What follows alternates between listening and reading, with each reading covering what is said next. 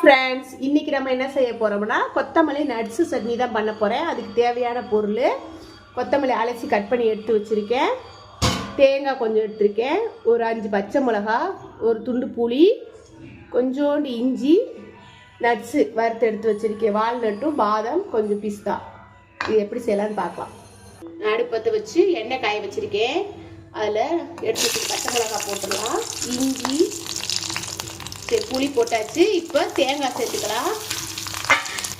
பாருங்க, தேங்காய், புளி, இஞ்சி, பச்சை மிளகா சேர்த்துட்டோம். ரொம்ப நேரம்லாம் வதங்கணும்னு அவசியம் இல்லை. இதோட அலசி வச்சிருக்க கொத்தமல்லி தலையை நம்ம சேர்த்துக்கலாம். இப்போ பாருங்க, இந்த அளவுக்கு வதங்கினா போதும். இது காரமும் நம்ம சட்னி வந்து அரைச்சிட்டு வந்துடலாம். இப்போ பாருங்க, ஆறிடுச்சு. இப்போ நம்ம வந்து மிக்சி ஜாரில் போட்டுக்கலாம்.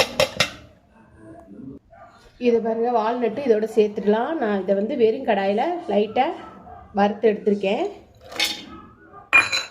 இப்போ பாருங்க, இதுக்கு தேவையான கல்லுப்பு சேர்த்துக்கலாம். இப்போ இதை நம்ம வந்து அரைச்சிட்டு வந்துடலாம். இப்போ பாருங்க, சட்னி நம்ம அரைச்சி எடுத்தாச்சு. இதுக்கு ஒரு தாளிப்பு சேர்த்துடலாம். பாருங்க, அடுப்பத்தை வச்சு தாளிப்பு கண்ணி வச்சு ஆயில் சேர்த்துக்கலாம். இப்போ கடுகு உளுந்து பருப்பு சேர்த்துக்கலாம். இதோட ஒரு வரமிளகாய் சேர்த்துக்கலாம். இப்போ கருவேப்பிலை சேர்த்துக்கலாம்.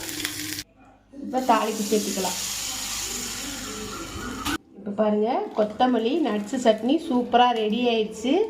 இது வந்து ஏன் நட்ஸு சட்னி அரைச்சேன்னா, பசங்க வந்து சில பசங்க வந்து நட்ஸு எடுத்துக்க மாட்டாங்க. அதனால நம்ம உங்களுக்கு இப்படி சட்னியாக நம்ம செஞ்சு கொடுத்துடலாம். இதே மாதிரி நீங்களும் செஞ்சு சாப்பிட்டு பார்த்துட்டு எப்படி இருக்குன்னு எனக்கு கமெண்டில் சொல்லுங்கள். இந்த வீடியோ பிடிச்சிருந்தா லைக் பண்ணுங்கள், சப்ஸ்கிரைப் பண்ணுங்கள். பாய்.